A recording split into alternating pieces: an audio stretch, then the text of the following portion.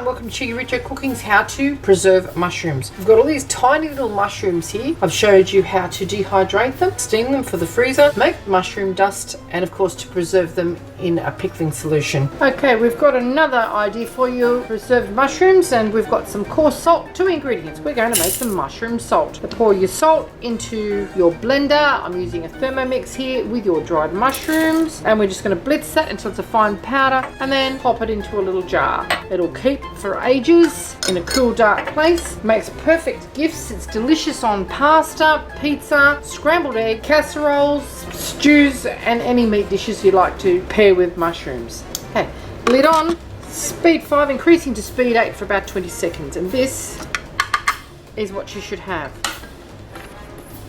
We're just going to bottle that now, and that will be perfect on anything you like to pair with mushroom.